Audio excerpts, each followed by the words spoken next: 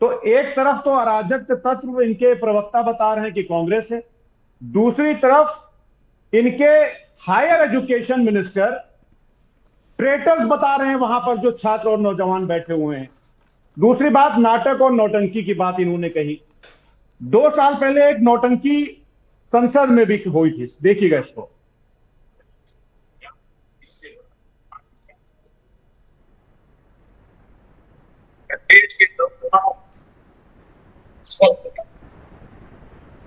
ठीक है, आप बता सकते हैं, हम देख नहीं पा रहे हैं ढंग से, आप बता सकते हैं, आप बोल दीजिए, आप कहना क्या चाह रहे हैं, मेरे सवाल का भी जवाब दे दीजिए, नंबर आ जाए आदरणीय, बिल्कुल बिल्कुल, आदरणीय प्रधानमंत्री जी कह रहे हैं संसद में खड़े होकर के कि मैं देश के नौजवानों को और छात्रों को यह आश्वस्त करना चाहता हूं कि पेपर लीक को लेकर के यह सरकार बहुत ज्यादा संवेदनशील है, या कुछ ऐसा शब्द उन्होंने यूज किया।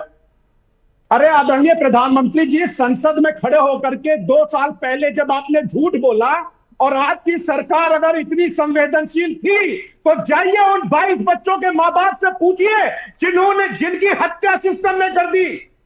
भारतीय जनता पार्टी की सरकार के सिस्टम ने जिन बच्चों की हत्या की, जाइए आदरणीय प्रधानमंत्री जी उनके मां बाप से पूछिए और उनको बताइए कि आप कितने संवेदनशील हैं।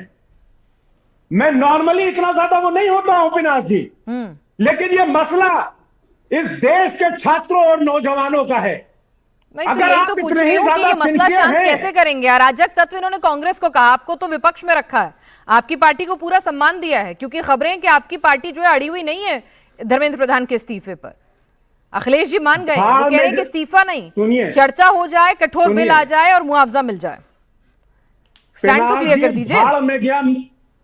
भाड़ में गया मेरा सम्मान, मुझे सम्मान नहीं चाहिए, इस देश के छात्रों और नौजवानों का भविष्य चाहिए। ठीक है, उन 22 बच्चों के साथ और उनके परिवार वालों के साथ इंसाफ चाहिए। छोटा सा जवाब दे नहीं के शर्मा जी, हंसी मत। अभी वैष्णव जी की हंसी से काफी आहत हो गए, गुस्से में हैं, कह रहे हैं मजाक मत बनाइए। देखिए हंसी नहीं, मामला संवेदनशील है, हंसी से नाराज हो जाएंगे। और मुझे फराज किदवई की एक्टिंग पर हंसी आ रही है। 100 चूहे खा के बिल्ली हज करने चली है, मुझे इन पर हंसी आ रही है। ठीक है, इनकी नौटंकी पर हंसी आ रही है। ये टीवी में बैठ के जो बनने की कोशिश कर नौटंकियां बंद करिए। जवाब देता हूं सर। इस देश के नौजवानों ने देख लिया है कि कितने बड़े नौटंकीबाज हैं आप लोग। ठीक है, मैं आपको जवाब देने दूंगी, जरा बाकियों को भी चर्चा में, विवेक जी भी आए हुए हैं, श्वेता प्रिया भी आई हुए हैं, उनको भी इंक्लूड कर लेते हैं। बहस देर से शुरू हुई है तो वक्त थोड़ा कम है क्योंकि प्रेस कॉन्फ्रेंस चल रही थी। 30 सेकंड चलिए ठीक है, आप ले लीजिए। हाँ, मैं 30 सेकंड में मैं जवाब दे देता हूँ। ठीक है, ये फराज किदवई की नौटंकी निकाल दूं ना, ये नौटंकीबाज फराज किदवई जो बैठे हैं, मैं इनको तो बता दूं इनकी हकीकत। यहाँ पर ये बन रहा है कि मेरे को गुस्सा नहीं आता, मेरे को नहीं आता। संसद से ये नौटंकीबाज यहाँ पर बैठ के ज्ञान दे रहा है देश को। जब निहत्थे लोगों को गोली चलवाते हो, वो परिवार नहीं है, वो उसका परिवार नहीं है। ये नौटंकी गुंडे और बवालियों की पार्टी बैठकर यहाँ पर हमें ज्ञान दे रही है। ये हत्यारे देंगे, यहाँ पर सरयू नदी पे पूरा पानी लाल कर दिया है। ये जनता को टीवी को कैसे फेस कर रहे हैं, शर्म आनी चाहिए, शर्म नहीं है। सर इतिहास के पन्नों से बाहर आते हैं सर, क्योंकि बात जो है इस वक्त देश का युवा सड़कों पर है, आप उसे अपने अपने चश्मे से देख सकते हैं। उसमें हो सकता है कि कुछ अराजक तत्व, शरारती तत्व भी शामिल हो सकता है उसमें राजनीतिक रोटियां भी सेकी जा रही हूं, लेकिन इसमें भी कोई दोहराई नहीं है कि देश का युवा सड़कों पर आया है। और इसीलिए आधी रात को प्रधानमंत्री जो है वो इन युवाओं से संवाद साधने की कोशिश करते हैं, कड़े बिल लाने की बात करते हैं और सोनम वांगचुक का अनशन तोड़वाने के लिए कैबिनेट मिनिस्टर जाते हैं। तो मामला तो गंभीर है। विवेक श्रीवास्तव जी, भाई सरकार ठीक है संवाद भी कर रही है और अब कह रही है कि कड़ा से कड़ा कानून लेकर आएगी, तो एक शख्स के इस्तीफे से सिस्टम नहीं सुधरेगा। सरकार कह रही है हम तो सिस्टम सुधारने पे काम कर रहे हैं, आप इस्तीफे पे क्यों अड़े हुए हैं? देखिए, it is too little and too late, एक कहावत है अंग्रेजी के अंदर। आपने आने में बहुत देर कर दी। जब सोनम वांगचुक बैठे थे, अनशन शुरू हुआ था, आप आते, आप उसी वक्त बात करते तो भी आपकी संवेदना समझ आती। 20-21 दिन वो अनशन पे रहते हैं, फिर आप उनको उठवा के अस्पताल ले जाते हैं।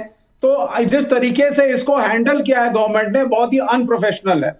धर्मेंद्र प्रधान जी से किसी की कोई निजी दुश्मनी नहीं है, कोई उनसे नफरत नहीं करता, लेकिन सरकार की एक अकाउंटेबिलिटी होनी चाहिए। आप जब 20 बच्चे मर जाते हैं और सैकड़ों बच्चे जो हैं वो उनका एक सिस्टम के ऊपर से विश्वास उठ जाता है कि पता नहीं साहब, हम मेहनत करते हैं, कोचिंग में पैसा देते हैं, रिजल्ट सही आएगा गलत आएगा क्या आएगा, इन दैट केस अगर गवर्नमेंट बड़ा दिल करके कहती है नो वी आर अकाउंटेबल, अगर हमारे मिनिस्टर ने किया, बल्कि मैं तो कह रहा हूं प्राइम मिनिस्टर क्यों, धर्मेंद्र प्रधान जी को तो खुद ही बड़ा दिल दिखाना चाहिए। भाई पुराने नेता हो, एबीवीपी के बड़े नेता हो, कोई और रिस्पॉन्सिबिलिटी ले लो, पार्टी की रिस्पॉन्सिबिलिटी ले लो, संगठन में चले जाओ, हजारों काम है। अगर इतना ज्यादा देश के लोग आपसे नाराज हैं, लोग सड़कों पे उतर आए, मारपीट हो गई, पुलिस वाले उन पर चार्ज कर रहे हैं, दिल्ली हाई कोर्ट के अंदर कल सुनवाई चली है और यकीन मानिए जितने गलत पुलिस अफसर थे सबके नाम एड्रेस पता सब हो चुका है, एफआईआर होने जा रही है, दे आर अकाउंटेबल। तो इस स्थिति के अंदर भी अगर आप कुर्सी से चिपके हुए हैं जबरदस्ती और नहीं समझ में आ रहा है कि प्रधानमंत्री जी की क्या मजबूरी है, कैबिनेट की क्या मजबूरी है, क्या सीक्रेट्स है इनके पास, धर्मेंद्र प्रधान जी के पास,